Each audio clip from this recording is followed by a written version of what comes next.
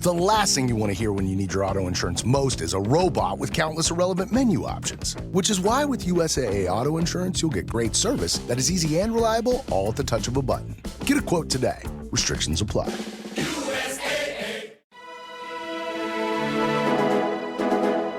This is author Dick Frank, author of More Than a Warrior, and you're listening to Dr. Sky Experience on Talk Radio 77 WABC.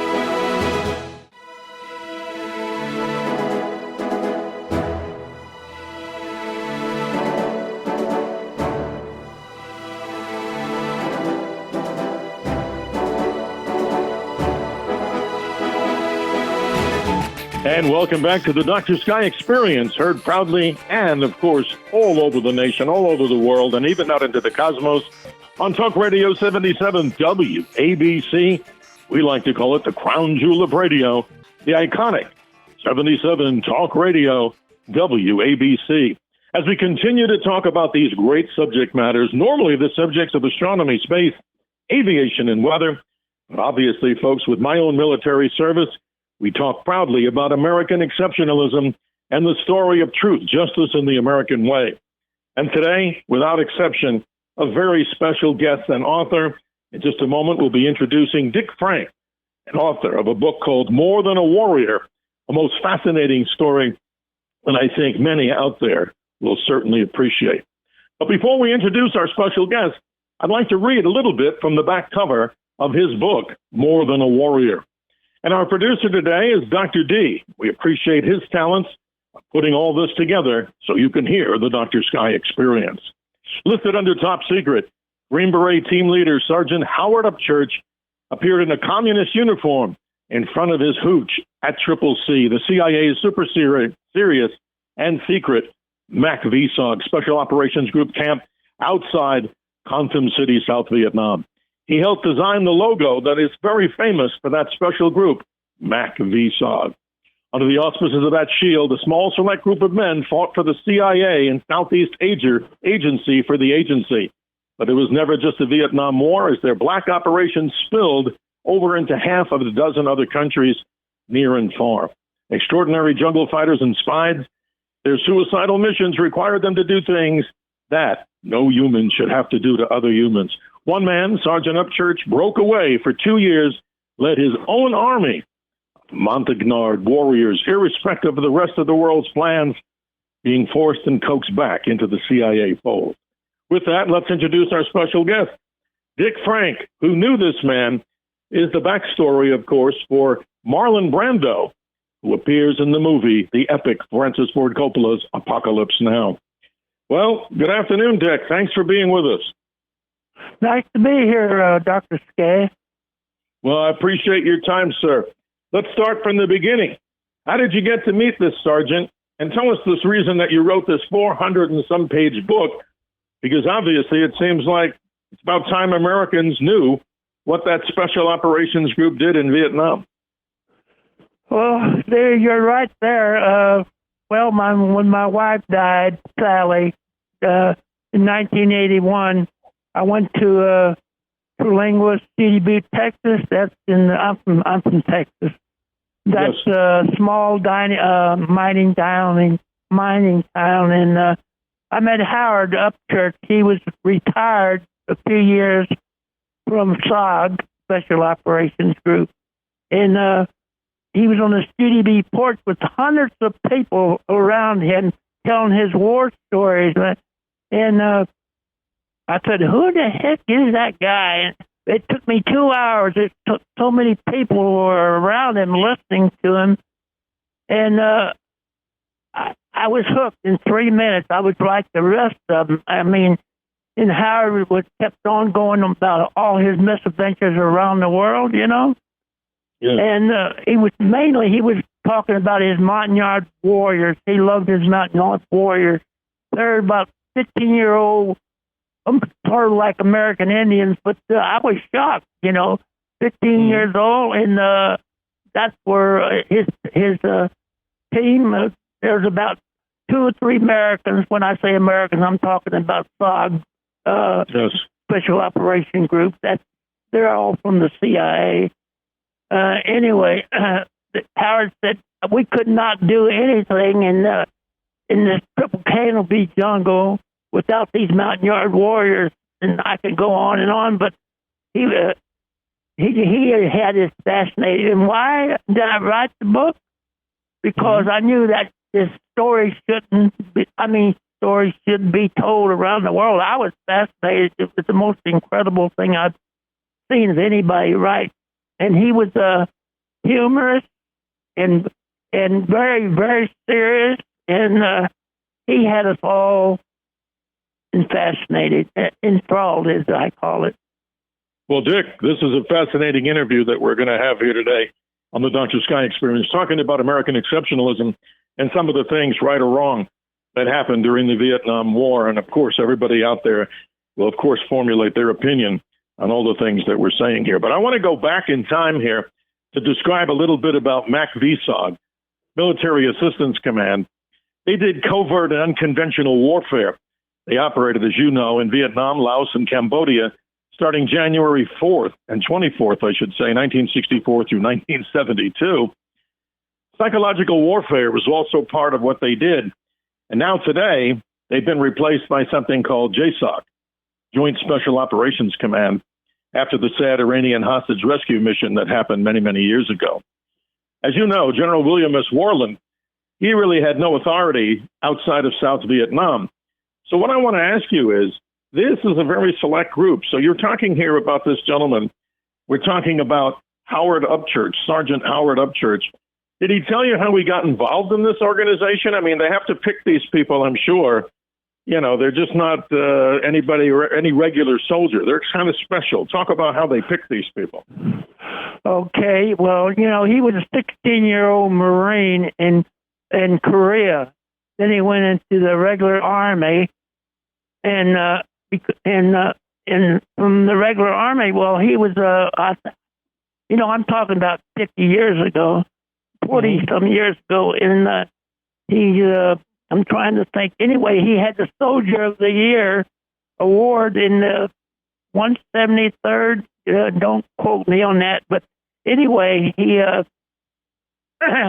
was an exceptional soldier. You know, from 18,000 people or whatever that was on the base, he was number one. You know, with this award, and so anyway, SOG, it's a CIA organization. They picked him out. I asked Howard about myself. He said, "Well, you know, Dick, they're looking for people like me." I said, "What do you mean, like you, Howard?" He said, "I hate to talk about it now, but Howard was a incredibly, killer.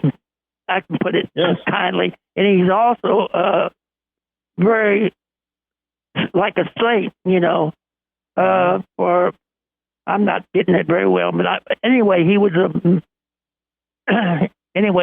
he was what the CIA was looking for. If you could read the book, I could tell you, explain it, everything. He was. Well, I want people, Dick, to read the book, and I want to remind people before we continue that your website is morethan-a-warrior.com. And this is fascinating today as we talk here on the Dr. Sky Experience. Dick, before we go further with the Colonel and, of course, the story of the Master Sergeant and Sergeant Howard Upchurch, I want to ask you, talk about your military career, too, so we can find out a little bit more about you. Who's Dick Frank? That's funny, too, because I told Howard that, you know, I just got out of, when I met him, you know, in 1981, and he's retired, and I said, Howard, I don't like to talk about my experiences. You know, I was a sailor, right, during the Korean War, and I said, I don't like to talk about my experience, but I will tell you, Howard. I said, I fought the Battle of the Riviera. The enemy wore bikinis in the Mediterranean. My home port was Cannes, France, where the Hollywood stars go and everything, you know. Yeah. And Howard said, that's a good duty, Dick. Wow. That's amazing. But When you meet this man, I mean, this is interesting. Can I ask you, when you're talking about Study Butte, Texas, where is that on the map so people understand? You kind of I want to use the word, and I hope you're not offended. You became more of like a recluse, sadly, after your loving wife had passed away. But where is this location, Study Butte, Texas? I'm gregarious, and I'm not a recluse. You know, I was a dropout. You know, it's Big Bend National Park, Texas, sits on the Rio Grande River in southwest Texas, and it's Study Butte or Terlingua. They're synonymous. I mean, they're really close together, a few miles apart. It's a gorgeous, beautiful mountain desert country. If you like mountain desert, I mean, when I was there in 1954 after the Navy, there was only about 7 people there. Now it's full of still dropouts. I call it anyway. It's full of dropouts and hippies and everything. But at least it was when I was there, you know. So it's very close to Big Bend National Park. Yes. That's interesting. But, Dick, as we're doing this interview today on the Dr. Sky Experience, heard proudly here on Talk Radio 77 WABC, as we like to say, Dick, we broadcast out of New York, around the nation, around the world, and I'm sure even out into the cosmos. Dick, you're what, 92 years young. Am I correct on that? What's the secret to being 92 years young? Tell us. Oh, I'll tell you, it's organic carrot juice and White Russians. I'm joking. I know.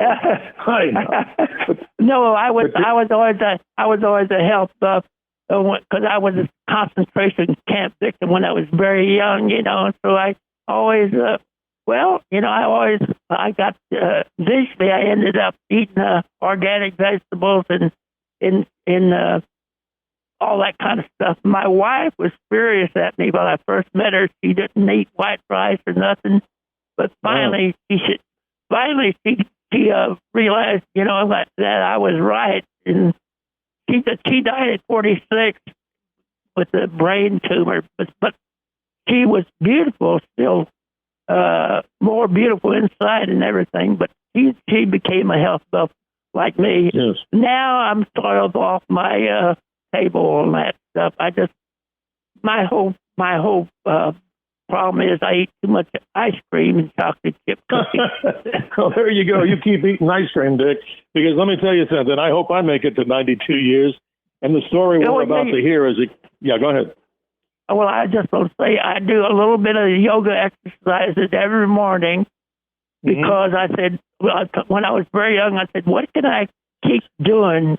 Because most people, you know, they might build themselves up and everything, and then they let themselves go when they get to old age. I always say you can't let gravity get you. And so I do a little yoga exercise every morning, and then I pray to God for Sally. That's my prayer. And then I you know, I'm finished with my book, you know. Then I actually, what I do, I'm working on my cover letters all the time and sending it off just like, yes. Yeah, that's what I do. Well, Dick, your book is over 400 pages long, and it goes through so many different audio cassette interviews that you did. You put over 200 audio cassette tapes together. But now let's get to the meat of the story here. Obviously, we're talking about a man, Sergeant Howard Upchurch. Now, we find out that there's this movie that comes out August 15th, 1979, and I'm sure everybody in the house, and hopefully everybody listening to the Dr. Sky Experience, has seen Francis Ford Coppola's epic movie, of course, Apocalypse Now, in which we find out that this Colonel Kurtz, played by Marlon Brando, one of the most famous actors of all time, the movie, and I'm going back in my own notes here, was not considered to be very popular when it first came out. They actually had $5 seats in Los Angeles. When it first came out, it was exhibited and performed and displayed in 3 theaters at the time. But it comes from a novella, and I want you to talk about this, The Heart of Darkness, where they got Apocalypse Now from. In 1899, Joseph Conrad writes this epic novella. So what I'm trying to get from you is, you believe very strongly, because you write the whole book about Sergeant Howard Upchurch. How is he the role model for this particular colonel who is Marlon Brando? How did he come to tell you that? That's an interesting story. Please tell us. That's exactly what I'm glad you asked me, because I was going to tell you that. Everything you never wanted to know about Dick Brent, but afraid he was going to tell you anyway. So, in fact, I was on the internet just a while ago, and I pulled up. This is all about the Apocalypse Now in Marlon Brando and Colonel David Hackworth. He died in about 15 years ago. I was watching him on TV, and he was so arrogant. And I said, God Almighty, and he was for a specialist for terrorism, I think. Anyway, so I called him up. I got a hold of him and talked to him, and in fact, I got the email too. We emailed. He said, well, Dick, I asked him, I told him, I said, I have Howard Upchurch. He's a role model for Apocalypse Now. And David Hackman said, and I don't have my email right in front of me, but basically he said, well, Francis Ford Coppola contacted me, and he said he wanted me to be an advisor for Apocalypse Now, especially Marlon Brando. And Hackworth, he wrote, I try to write really good when I'm trying to promote somebody, but he was writing bad English and everything, but he's an author, so, he's got some books out. And anyway, Hackworth wrote, and I'll tell you and everything. He said, I told Francis Ford Coppola, said, I just got out of the service, and he said, all I want to do now is drink and lay the women. No, wow. Actually, he said drugs. I hate to badmouth the person. He's dead and everything. But I just pulled it up just for reference because I knew I was on talking to you. He said, all I want to do is drugs and make the women. So he turned it down. Okay, but anyway, I forgot to tell you that the main thing. He said, Apocalypse Now, it wasn't just Howard Upchurch. He said it was all of us. He said Francis Ford Coppola just compiled it from a little bit from Heart of Darkness in the other veterans, And I said, he said it wasn't just. He said it wasn't just Howard Upchurch. I said, let me ask you something, David. I said, was you in SOG, Special Operation Group? He said, no, I wasn't. Well, so he didn't know. Howard, I talked to Howard over at our kitchen table for 10 years. He said, these people don't know. It's so secret. And well, of course, right. So this anyway, is amazing. He had no idea. So all these 10 years when I sit around Howard, I asked all these questions, and I'm very objective, and I researched and everything. There's a lot of people that say that he was she was Marlon Brando and Apocalypse Now, but it was Howard. Wow. You know what I want to do? My book is full of explaining that damn thing because absolutely. I know people want to know that. Oh, you bet. And I want people to read the book. But what I want to do, just to refresh people's memories, just in case they're not really fluent in the 1979 epic Apocalypse Now movie, we're now going to hear the trailer from this particular movie. Because I remember, Dick, when I first saw it, I was in Hackensack, New Jersey, at what we called the Oritani Theater, which was downtown. If we have listeners, of course, from WABC on Radio 77. I got in to see the movie, and I was kind of shocked. But we're going to hear that right now to bring back the story of Apocalypse Now and the connection that you assert here in the movie and the book that is well documented, that the role model for Marlon Brando, Captain, Colonel Kurtz, is obviously Sergeant Howard Upchurch. So here we go.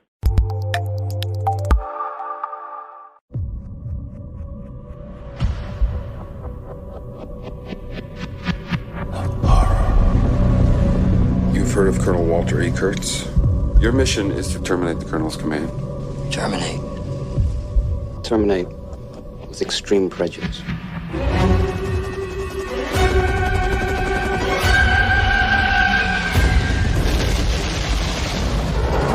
I love the smell of napalm in the morning.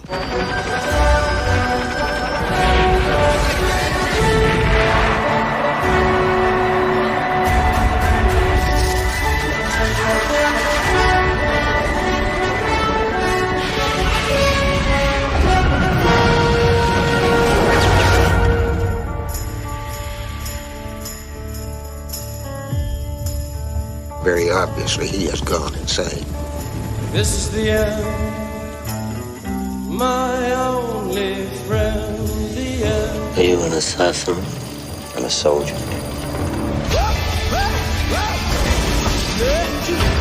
Come on! Yeah. All right.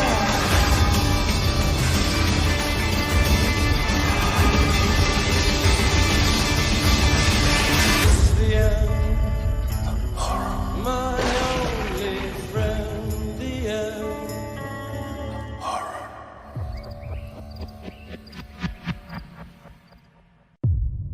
Okay, that's amazing. But I want to get back to this particular story about this gentleman that you've interviewed. He passed away in 1999. So you're probably one of the only people alive, that's the reason for your book, that has all this documentation.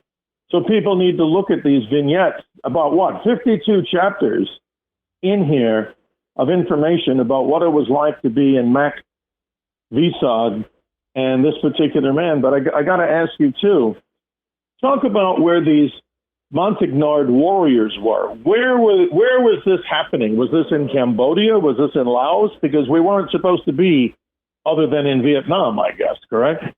That's sort of funny because it was in Vietnam, it was in Laos, it was in Cambodia, every place. Wow. Howard and General Westmoreland, which was a confidant of Howard. General Westmoreland, Howard, that was his friend, General Westmoreland. Westmoreland got Howard out of so many troubles you wouldn't believe. Anyway, the Montagnard warriors was in basically they was in Thailand, and Wow. I mean, like I say, Howard said I could not do anything without my Montagnard warriors. But I mean, when he was in his base camp was in Cambodia. Vietnam, Kontum, Vietnam, and he could, in a moment's notice, the CIA could send him off to another mission around the world, like in Lebanon or Turkey or whatever. You know, it's not just Vietnam. And I try to tell the people that Howard was a troubleshooter, the most elite troubleshooter for the CIA for many years. Yes. Wow. The story gets more interesting, but I got one that I want you to share from the annals of history again that has a lot to do with President Lyndon Johnson. And I'm reading here from your notes. Unlike the Congressional Medal of Honor winners like York and Murphy, Howard blew his Medal of Honor in a wild rant against President Lyndon Johnson in a hotel ballroom before he was to receive it in front of the nation. Talk about that, because this guy has nerves of steel. So tell us what happened there with President Johnson in your words. Oh, I remembered it perfectly. Most of 90% of my stuff in my book is Howard's words. I got this 200 audio cassette tapes, and I just took it from Howard, because I think I'm just an average writer and everything. I'm not special or nothing, But anyway, I got the people interested because they're listening to Howard in the story. Howard said, I can't use vulgarity for you, but Howard said... Well, give us the best you can. Give us the best you can on the other side, then. There you go. Well, Howard said, okay, I'll tell you something I didn't know. And he said, Dick, nobody goes up to see the president for the Congressional Medal of Honor. They always have two of his buddies, so when he gets so drunk and everything, they can straighten him out to see the president, He said, And I was so keyed off of the President of the United States. He said, I was at this ballroom the night before I was supposed to go from the nation to from Lyndon Johnson. And Howard is from Texas. We're all from Texas. Lyndon Johnson's from Texas, right? And Lyndon Johnson, with the Secret Service men, walked over to this ballroom that they was all in the night before. And he said, Sergeant Upchurch, I would just want to talk to a fellow Texan. And Howard got serious. Howard is a small guy, 5'8", you know. And blue eyes, you ever see his incredible, intelligent blue eyes. But anyway, Howard got up halfway up from the chair, and his buddies grabbed a hold of it, and he said to Lyndon Johnson, said, I'm little and ragged, and I have no fear. I know I'm not wanted, but I'm blah, blah here. You know, F here. And then Lyndon Johnson, go ahead. Lyndon Johnson, he said, thank you, Upchurch. Thank you, Sergeant. And he walked away because he was afraid Howard was going to expose all the misdeeds of the CIA and everything, you know. Wow. So he was a man that could, right, he was a man that was untamed. I mean, he'd just tell no matter who the hell it was, whether it's the president of the United well, I can say when General Westmoreland got him out of so many troubles, you won't believe. Well, let's talk about something else in the time we have here. Your book, again, just in case, folks, you're just curious, who are we listening to today and speaking with? We're speaking with author Dick Frank. He himself, a Navy veteran, spent an amazing amount of time with the gentleman whose name is Sergeant Howard Upchurch. Who is he? In a top secret organization known as MAC-DSOG, he and a team of military operators were in places that America said they weren't and shouldn't be and whatever. They operated in Vietnam, Laos, Cambodia, starting in January 24th, 1964 through 1972. Covert, unconventional warfare, psychological warfare. Dick has over 200 audio cassette interviews in his book entitled More Than a Warrior, with 31 photos, well documented. Why are we talking about this? Because in our author's opinion, Dick Frank, this particular individual, Sergeant Howard Upchurch, is the role model for Francis Ford Coppola's movie, Apocalypse Now, in which Colonel Kurtz is played by the famous actor Marlon Brando. That is just totally incredible. But now what we're going to hear is, let's talk a little bit about what this particular model and this particular individual, as we talk about Marlon Brando, Colonel Kurtz. Here's an audio clip from the movie describing Colonel Kurtz, describing the horrors of war, as he basically had his own little organization in an area that America wasn't supposed to be. So here we go. He said, what in the future can we do to prevent such as this? That's what I told him about taking the officers. General Westmoreland, the day that they required a private to read and write before he could become a member of our glorious team, it's the same day they should have closed all the factories that makes officers. Period. There is not one West Pointer alive in this world that knows a goddamn thing about dying. Not one. Nor will they ever be. I am a dying expert, General. If the generals back in the Trang could see what I saw, would they still want me to kill him? More than ever, probably. And what would his people back home want if they ever learned just how far from them he'd really gone? He broke from them, and then he broke from himself. I'd never seen a man so broken up and ripped apart. I've seen horrors that you've seen. But you have no right to call me a murderer. You have a right to kill me. You have a right to do that. But you have no right to judge me.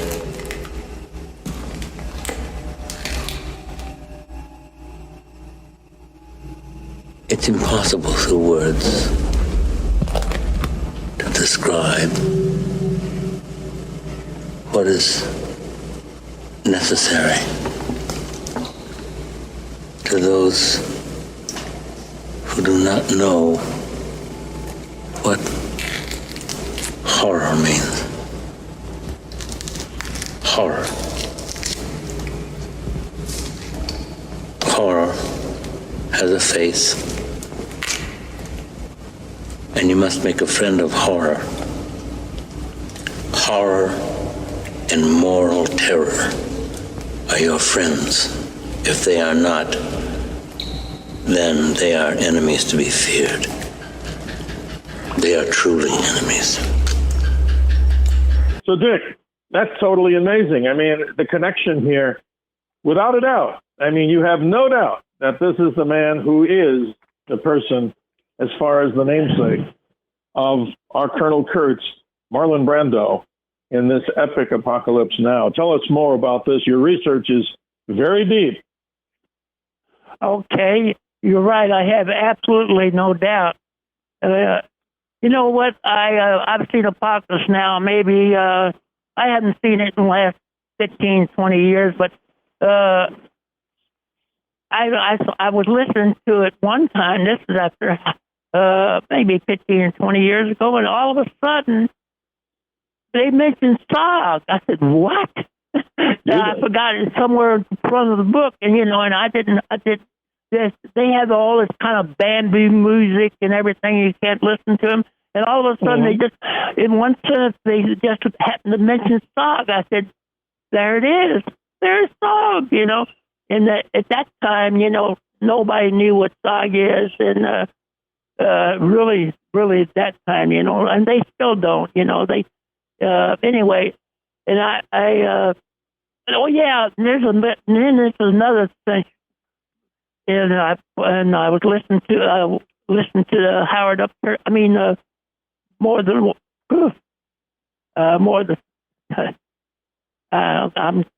anyway, Apocalypse Now. He said, I was listening to a friend of mine. He wanted to listen to it because of Howard. Anyway, we was listening to Apocalypse Now, and towards the end, they said, and then Colonel Kurtz, Colonel Kurtz, went from the 173rd went from, he said he went to the 173rd. And I said, I talked to my friend. I said, there it is. That's what Howard was in the 173rd. He said he didn't go to him. Howard just was an advisor to the 173rd for a mission, a bunch of times. So go ahead. Go ahead. No, what I want to say is this is interesting to talk about how secret these operations were and how orders like this, for this secrecy, obviously, when our friend here, as we're talking about here, our Sergeant Howard Upchurch gets his audience to receive a medal from President Lyndon Johnson. Here's a story, and I'm going to quote from your book. They just wanted me to keep my mouth shut about the secret mission I was on. End quote. Howard said that. One of our choppers with super secret equipment was down in Laos, a place we're not supposed to be. I was above them in my own chopper calling for help. And he says, that's my brothers down there waving and yelling at me. I told the fighter jets closing in on the enemy soldiers. Instead, the pilots destroyed the crippled chopper and my men for a few pieces of highly classified electronic gear. An order like that only comes from the president himself, end quote. So whatever was going on there, I mean, that's kind of a disgrace, but we're talking both sides of the Vietnam War here. I mean, we salute all those patriots that fought in the war and those that died. But from the highest levels of government, it's damn about time that we hear some of the stories, which I'm sure most people knew, Dick. But now your book helps make the connection. Obviously, you need to have these secret, military players out there, but at what cost do we have to sacrifice them in order to sacrifice and save missions? That's beyond my pay grade. What say you as we almost close our interview today, Dick? It's a great book. People should get it. More Than a Warrior. You can learn more by going to his website, morethan-a-warrior.com. And he's available if you want to send him an email. I'm sure, Dick, this is the email that I'm going to put out there. SOG, SOGNAM, like SOG Vietnam, just SOGNAM at yahoo.com. Dick, you get the closing word here. Your book is informative. It's great research on somebody that has, of course, been involved in some of America's most secret and tantalizing missions, Mac VSOG, and the story of Sergeant Howard Upchurch. What say you as we close out today? Okay, I want to tell you something. I never stopped because I owed it to Howard. I told him I was going to get his book out someday, and I'm only 92, so so I'm in pretty damn good health, and it's an obligation on my part. Howard, one time I told Howard, I said, I can't do this book, Dick. Howard, it's just too big. He said, Dick, you don't know it, but someday you'll finish my book. And so I finished it. And I'm making a fortune off of it on the royalties I got. And in the 2 years out there, I made $150 so far. Wow. That's amazing. That's amazing royalties, Dick. And that's why we're doing this interview, to expose the great work that you do and your service in the military, but equally important, the story of Howard Upchurch, a top secret organization involved in the CIA, behind the CIA, and around the CIA. More than a warrior. Dick, I appreciate it as we conclude this edition. Stay on the line with us as we go to the bottom of the hour, the hard break here. But I want to mention to all of our friends here in Arizona from the WABC audience, if you're out here in Arizona, two great sponsors of what we do here on the radio, Yao's Chinese restaurant in Gilbert, Arizona, and the two locations of Raphael's Pizza. They're New York, genuine pizza. That is New York, genuine pizza of the West, really. So you get New York genuine pizza from Raphael's and all the good people. And many thanks to our producer, Dr. D, who handles the controls to make sure that everybody can hear this particular interview and all of them on the Dr. Sky Experience. Once again, proud to be here on Talk Radio 77 WABC, the crown jewel of radio, the iconic 77 Talk Radio, beaming out of New York, around the nation, and around the world. Thank you, Dick Frank, for a great book and a great story. More Than a Warrior. Get your copy today, folks, by going to morethan-a-warrior.com. Thank you, Dick Frank.